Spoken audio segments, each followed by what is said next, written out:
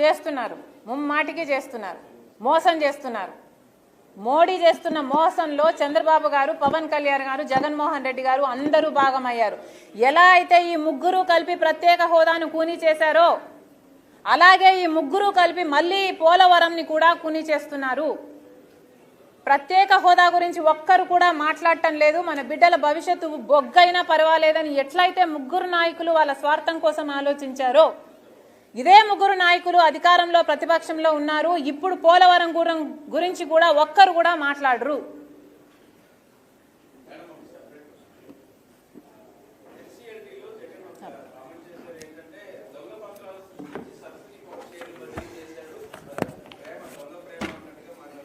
మసాలా మసాలా మసాలా.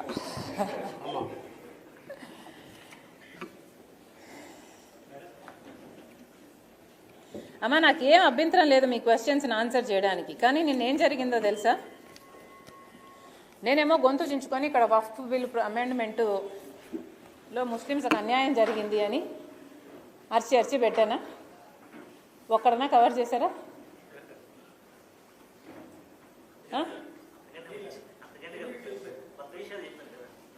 చెప్పాను నేను ఇప్పుడు. అందుకే ఇంతగా నేను గొంతుకు దించుకొని పోలవరం గురించి మాట్లాడే కదా. నేను ఏం మాట్లాడినా అదే కవర్ అవుతుంది.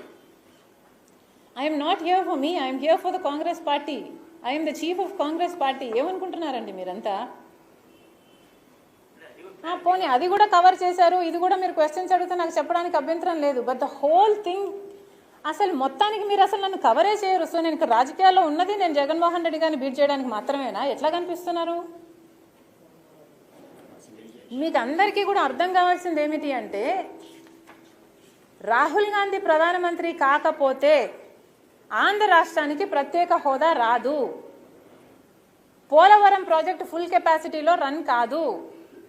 30 లక్షల ఎకరాలకు నీళ్లు రావు. మీకు అందరికీ అర్థం కావాల్సింది ఏమిటి అంటే కాంగ్రెస్ పార్టీ అధికారం లేకొస్తే మాత్రమే ఇవన్నీ సాధ్యము. I'm here for that.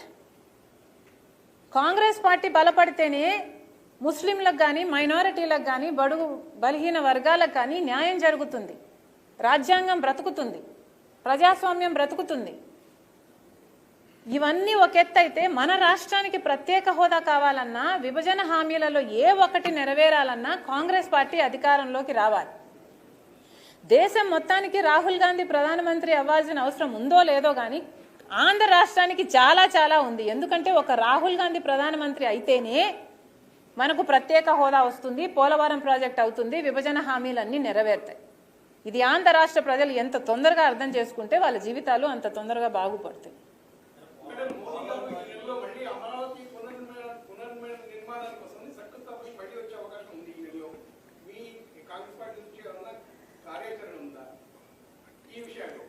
Modi గారు వస్తున్నారు, మమ్మల్ని కూడా దగ్గరికి రానిస్తారు అంటే మేము కూడా దగ్గరికి వచ్చి ధర్నా చేస్తామండి. మోడీ గారి దగ్గరికి రానిస్తారా మమ్మల్ని? హౌస్ అరెస్ట్ చేస్తారు కదా. ఎందుకు వస్తున్నారండి మోడీ గారు? మళ్ళీ నాకు తెలియక అడుగుతాను. ఒకసారి వచ్చారు మోడీ గారు, ఏం కొత్తగా ప్రధానమంత్రి అవ్వలేదు. చంద్రబాబు గారు కొత్తగా ఏం ముఖ్యమంత్రి కాలేదు. 2014లో కూడా చంద్రబాబు గారు ముఖ్యమంత్రి అయ్యారు, మోడీ గారు ప్రధానమంత్రి గారు అయ్యారు. వచ్చారా? మట్టి తీసుకొచ్చారా? మన ముఖాన మట్టి కొట్టిపోయారా? ఇప్పుడు సున్నం కొట్టడానికి వస్తున్నారా మళ్ళీ?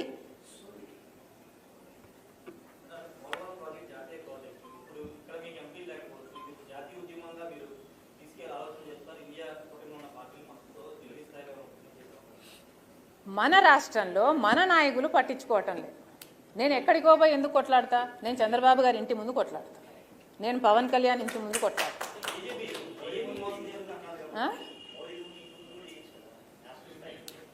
ఇక్కడ ముందు ప్రజలకి నాయకులకి ఇక్కడ అర్థం కావాలండి.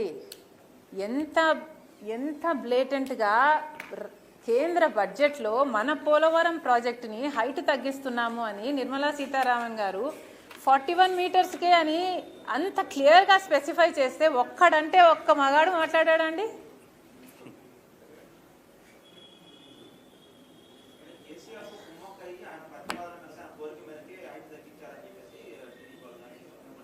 కేసీఆర్తో ఎవరు కుమ్మక్కయ్యారు?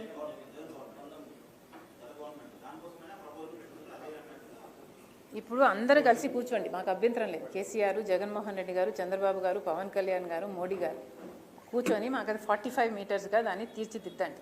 అంతే, మీకు దండం పెట్టి అడుగుతున్నాం.